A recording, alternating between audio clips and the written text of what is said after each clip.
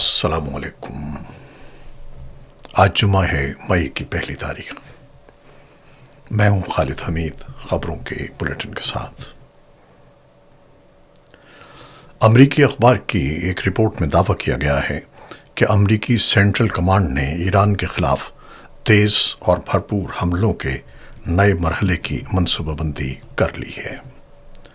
Report کے مطابق ان ممکنہ حملوں کا مقصد یا تو تعطل کا شکار مذاکرات کو دوبارہ متحرک کرنا ہے یا پھر کسی بھی ممکنہ جنگ بندی سے قبل ایران کو فیصلہ کن نقصان پہنچانا ہو سکتا ہے۔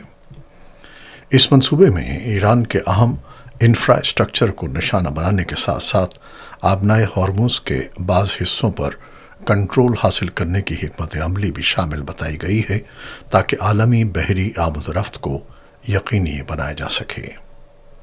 ادھر امریکی فوجی قیادت آج صدر ڈونلڈ ٹرمپ کو اس حوالے سے بریفنگ دینے والی ہے۔ اسی دوران ٹرمپ کی جانب سے آبنائے ہارموز کا ایک نیا نقشہ بھی شیئر کیا گیا ہے، جس میں اس گزرگاہ کو آبنائے ٹرمپ کے نام سے ظاہر کیا گیا ہے۔ امریکی وزیر جنگ پیٹ ہیگسیت نے کہا ہے کہ ایران کے ساتھ جاری جنگ قانونی ڈیڈ لائن کے باوجود بھی طول پڑ کر سکتی ہے۔ سینٹ آرمڈ سروسز کمیٹی کے سامنے بیان دیتے ہوئے انہوں نے کہا کہ یہ فیصلہ کہ جنگ کب ختم ہوگی یا کب کانگریس کی منظوری درکار ہوگی، وائٹ ہاؤس کرے گا۔ ان کے مطابق جنگ میں 60 دن کی قانونی حد بعض صورتوں میں مؤثر نہیں رہتی۔ انہوں نے مزید کہا کہ اگر یہ مدت مکمل ہو جائے تو بھی صورتحال کے مطابق کارروائی جاری رہ سکتی ہے، جس سے کانگریس کی منظوری یا جنگ کے خاتمے کا فیصلہ مزید پیچیدہ ہو جاتا ہے۔ ادھر امریکی سینٹ میں ایران کے خلاف جنگ کے حوالے سے صدر ڈونلڈ ٹرمپ کے اختیارات محدود کرنے کی ڈیموکریٹس کی ایک اور کوشش ناکام ہو گئی۔ کیلیفورنیا سے ڈیموکریٹ سینیٹر ایڈم شیف کی پیش کردہ قرارداد 47 کے مقابلے میں 50 ووٹوں سے مسترد کر دی گئی۔ اس قرارداد کا مقصد یہ تھا کہ جنگ کے بعد صدر کو امریکی افواج واپس بلانے کا پابند بنایا جائے، تاہم سینٹ میں مطلوبہ حمایت حاصل نہ ہو سکی۔ دوسری جانب ایران میں کشیدگی مزید بڑھتی دکھائی دے رہی ہے۔ امریکی صدر کے ممکنہ فوجی اقدام کے اشاروں کے بعد تہران کی فضاؤں میں مشتبہ جاسوس ڈرونز کی پروازیں دیکھی گئیں، جس پر ایران کے فضائی دفاعی نظام کو فوری طور پر فعال کر دیا گیا اور فائرنگ بھی کی گئی۔ ایران کے صدر مسعود پزشکیان نے امریکی اقدامات پر سخت رد عمل دیتے ہوئے کہا ہے کہ ایرانی بندرگاہوں کی مبینہ بحری ناکہ بندی دراصل جنگ بندی کے باوجود جاری فوجی دباؤ کا تسلسل ہے۔ انہوں نے social media platform X پر اپنے بیان میں کہا کہ ایران نے ہمیشہ صبر اور مفاہمت کا راستہ اختیار کیا ہے، مگر اس طرح کے اقدامات ایک خود مختار ریاست کے خلاف جارحیت کے مترادف ہیں اور مزید برداشت نہیں کیے جا سکتے۔ ایرانی سرکاری میڈیا کے مطابق اعلیٰ سیکیورٹی ذرائع نے خبردار کیا ہے کہ امریکی بحری سرگرمیوں اور ناکہ بندی کا جلد ہی سخت اور غیر معمولی جواب دیا جائے گا۔ پریس ٹی وی کے مطابق ذرائع کا کہنا ہے کہ اگر امریکہ نے آبنائے ہارموز کے اطراف اپنی کارروائیاں جاری رکھیں تو ایران بھرپور رد عمل دے گا اور ماضی کی طرح اب بھی خود کو کمزور یا خاموش فریق ثابت نہیں ہونے دے گا۔ ایران کی وزارت خارجہ کے ترجمان اسماعیل بقائی نے بھی امریکی موقف کو مسترد کرتے ہوئے کہا ہے کہ ایران کے خلاف کسی بھی کارروائی کو حق دفاع قرار دینا بے بنیاد ہے۔ انہوں نے سوال اٹھایا کہ آخر ایران کی جانب سے ایسا کون سا حملہ ہوا جس کی بنیاد پر دفاع کا جواز پیش کیا جا رہا ہے۔ ان کے بقول یہ اقدامات دراصل کھلی جارحیت ہیں جن کا بروقت اور مؤثر جواب دیا جا چکا ہے۔ ایران کی سرکاری خبر رساں ایجنسی کے مطابق تہران نے جنگ بندی مذاکرات کے حوالے سے اپنی نئی تجاویز پاکستان کو فراہم کر دی ہیں۔ ایرانی خبر رساں ادارے ایرنا کے مطابق یہ نیا مذاکراتی مسودہ جمعرات کی شام پاکستان کے حوالے کیا گیا، جسے آئندہ سفارتی مشاورت کے عمل میں شامل کیا جائے گا۔ جنگ بندی کے باوجود اسرائیلی افواج کی جانب سے لبنان میں کارروائیاں جاری ہیں۔ تازہ حملوں میں جنوبی لبنان کو نشانہ بنایا گیا، جہاں 9 افراد شہید جبکہ 23 زخمی ہوئے۔ جاں بحق ہونے والوں میں 2 بچے بھی شامل ہیں۔ اسرائیل کا موقف ہے کہ یہ کارروائیاں حزب اللہ کے ٹھکانوں کے خلاف کی گئی ہیں۔ اس کے رد عمل میں لبنان کی مزاحمتی تنظیم حزب اللہ نے بھی کارروائی کرتے ہوئے جنوبی لبنان کے علاقے بنت جبیل میں تعینات اسرائیلی فوجیوں کو ڈرون حملے کا نشانہ بنایا۔ اسرائیلی فوج نے اس حملے میں اپنے 2 اہلکاروں کے زخمی ہونے کی تصدیق کی ہے۔ دوسری جانب غزہ کی جانب جانے والے امدادی مشن فریڈم فلوٹیلا سے متعلق صورتحال بھی کشیدہ ہو گئی ہے۔ منتظمین کے مطابق اسرائیلی فورسز نے بین الاقوامی پانیوں میں کارروائی کرتے ہوئے متعدد کشتیوں کو روک لیا، جس کے بعد 160 سے زائد کارکنوں کو یونان کے جزیرے کریٹ منتقل کر دیا گیا۔ اطلاعات کے مطابق 168 افراد کو کریٹ پہنچایا گیا، جبکہ 2 کارکن اسرائیلی حکام کی تحویل میں رہے۔ منتظمین کا کہنا ہے کہ اب تک 22 کشتیوں کو روکا جا چکا ہے، جبکہ 47 مزید کشتیوں کا قافلہ اب بھی سفر میں ہے اور غزہ کی جانب پیش قدمی سے قبل جنوبی کریٹ کے قریب رکنے کا ارادہ رکھتا ہے۔ ہر کشتی پر خوراک، طبی امداد اور دیگر ضروری سامان موجود ہیں۔ رپورٹس کے مطابق اسرائیلی افواج نے بحیرہ روم میں ان کشتیوں کو روکنے کے لیے ڈرونز، کمیونیکیشن جیمنگ ٹیکنالوجی اور مسلح اہلکاروں کا استعمال کیا۔ اسرائیلی وزیر خارجہ نے بھی تصدیق کی ہے کہ روکے گئے کارکنوں کو یونان منتقل کیا جائے گا۔ ایرانی پاسداران انقلاب نے ایک اور پاکستانی بحری جہاز کو آبنائے ہارمز سے گزرنے کی خصوصی اجازت دے دی ہے۔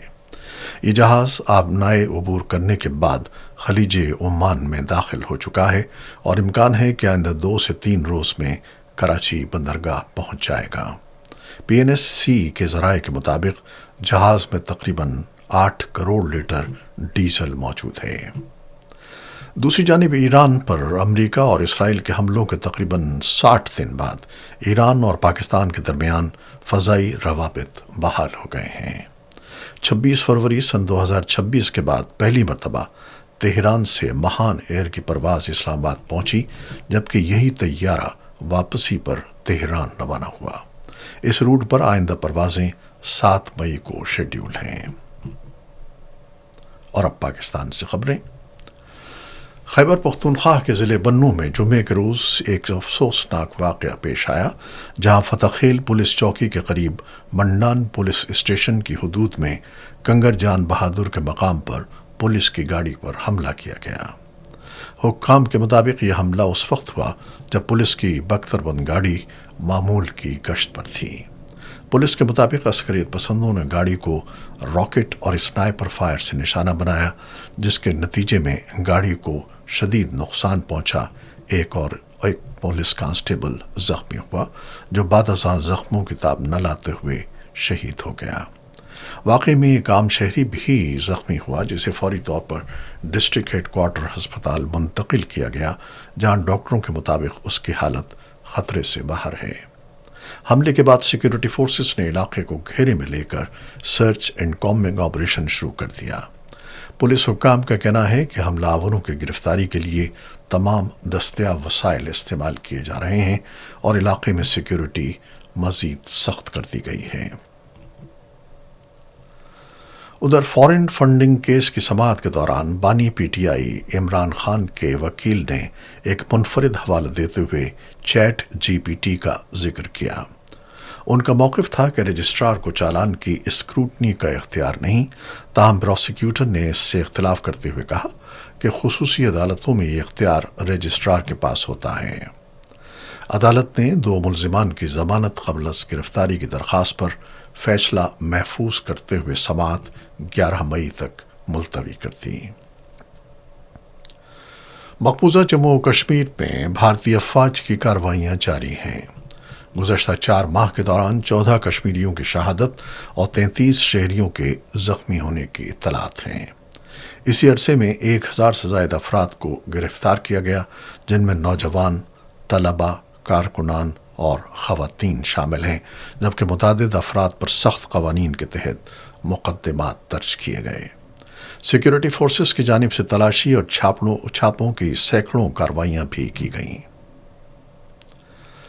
सऊदी अरब ने हज के हवाले से नई हिदायत जारी करते हुए वाज़ेह किया है कि विजिट वीज़ा रखने वाले अफराद को हज की इजाज़त नहीं दी जाएगी। वजारत दाखिला के मुताबिक सिर्फ वही अफराद हज कर सकते हैं जिनके पास बाकायदा हज परमिट मौजूद हो।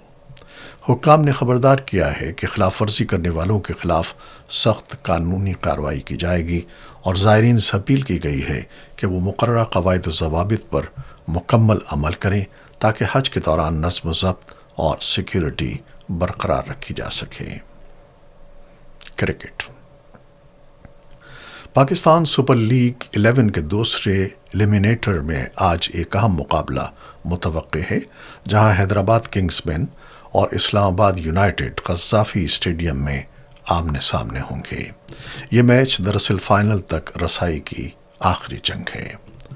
इस्लामाबाद को क्वालिफायर में पेशावर ज़ल्मी के हाथों शिकस्त का सामना करना पड़ा था, ताहम आज के मैच में उनके पास एक और मौका है कि वो फाइनल में जगह बनाकर चौथी बार टाइटल की दौड़ में शामिल हों। दूसरी तरफ हैदराबाद किंग्समैन ने इब्तदाई नाकामियों के बाद शानदार कमबैक करते हुए एलिमिनेटर में मुल्तान सुल्तान्स को शिकस्त देकर यहां तक रसाई हासिल की है। दोनों टीमें इस सीज़न में एक एक मैच जीत चुकी हैं, जिससे मुकाबला मज़ीद दिलचस्प हो गया है। आज की फातिह टीम 3 मई को पेशावर ज़ल्मी के खिलाफ फाइनल में मैदान में उतरेगी। दूसरी जानिब कीनिया के मायानाज तवील फासले के रनर सबस्तियान सावे तारीखी कारनामा अंजाम देने के बाद वतन वापस पहुंच गए हैं, जहां उनका शानदार इस्तकबाल किया गया। उन्होंने 2 घंटे से कम वक्त में मैराथन मुकम्मल करके एक नई तारीख रकम की है। नैरोबी में मुद्दाहों ने उनका पुरतपाक खैर मक़दम किया और कहा कि सावे की कामयाबी ने उन्हें अपने ख्वाबों की तकमील के लिए हौसला दिया है। ये थी वो खबरें जो YouTube चैनल पर हमने आपके लिए पेश की हैं। आप हमारे चैनल को देखते हैं, शेयर करते हैं और अपने कमेंट्स में अपनी मोहब्बतों और राय का इज़हार करते हैं, जिसके लिए हम आपके बेहद ममनून हैं। अपनी इन कोशिशों को जारी रखिएगा। खालिद हमीद को अब इजाज़त दीजिएगा। अल्लाह हाफ़िज़।